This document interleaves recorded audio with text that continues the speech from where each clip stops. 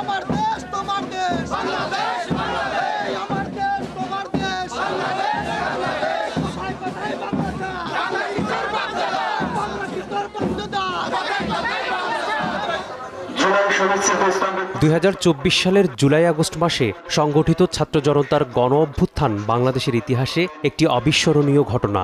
যাদের আত্মত্যাগে এ অভ্যুত্থান সফল হয়েছে তাদের স্মৃতির প্রতি শ্রদ্ধা ও কৃতজ্ঞতা জ্ঞাপনে যশোরে যথাযথ মর্যাদায় পালিত হয়েছে গণ অভ্যুত্থান দিবস। সকাল 9টায় যশোর শহরের বকুলতলা মোড়ে নির্মাণাধীন জুলাই শহীদ স্মৃতিস্তম্ভে পুষ্পস্তবক অর্পণ করে শ্রদ্ধা জানায় জেলা প্রশাসক, পুলিশ সুপার সহ নানা রাজনৈতিক, সামাজিক ও পেশাজীবী সংগঠন। এরপর বের হয় বর্ণাঢ্য র্যালি। পরে জেলা শিল্পকলা একাডেমিতে জুলাই শহীদ ও আহত যোদ্ধাদের পরিবার নিয়ে আলোচনা সভা ও সম্মাননা প্রদান অনুষ্ঠান করা হয়। তবে বিজয়ের 1 বছর পূর্ণ হলেও শহীদ এবং জুলাই যোদ্ধাদের যে লক্ষ্য ছিল তা বাস্তবায়ন হয়নি বলে দাবি শহীদ পরিবারের সদস্য ও আহতদের। তারা শহীদদের রক্তের সাথে বেইমানি না করার আহ্বান জানান।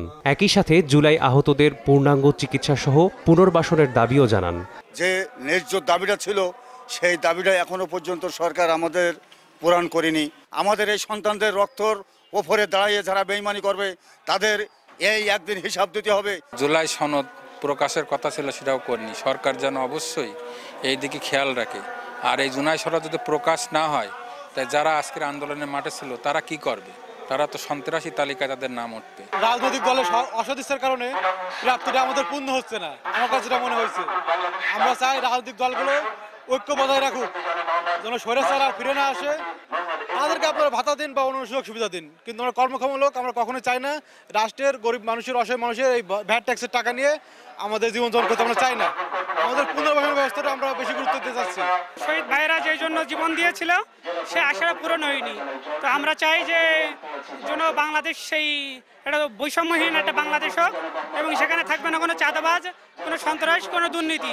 এদিকে জুলাই যোদ্ধাদের কাঙ্ক্ষিত লক্ষ্য বাস্তবায়নে দলমত নির্বিশেষে এক হয়ে কাজ করার প্রত্যয় ব্যক্ত করেছেন রাজনৈতিক নেতা ও প্রশাসনিক কর্মকর্তারা। জুলাই জনঅভ্যুত্থান সেটি আমরা মনে করি যে জনতার বিজয় হয়েছে এবং সেই বিজয়কে অক্ষুণ্ণ রাখার জন্য, অব্যাহত রাখার জন্য এখানে সবাই কাজ করতে হবে। এখানে যে আমাদের বাংলাদেশে বহুবার রাজনৈতিক পট পরিবর্তন হয়েছে কিন্তু মানুষের তারা আকাঙ্ক্ষা পূরণ হয়নি। আমরা মনে করি 24শে জুলাই আন্দোলনের মধ্যে মানুষের কাঙ্ক্ষিত স্বপ্ন বাস্তবায়ন হবে। প্রত্যেক শহীদ পরিবারকে জেলা পরিষদের পক্ষ থেকে 2 লক্ষ টাকা করে দিয়েছে। এছাড়া আমাদের যারা এই জেলার আহত আছেন আমরা জেলা প্রশাসন এবং জেলা পরিষদ থেকে তাদের চিকিৎসা বাবদ সময় সময় আমরা তাদেরকে সহযোগিতা করছি এবং যতদিন পর্যন্ত তাদের চিকিৎসা প্রয়োজন হবে আমরা তাদের পাশে থাকব এবং তাদের পুনর্বাসনের জন্য কিন্তু আমরা কাজ করে যাচ্ছি। এদিকে দিবসটি উপলক্ষে বিএনপি ও জামায়াতে ইসলামীর উদ্যোগে পৃথক বিজয় র্যালি বের করা হয়।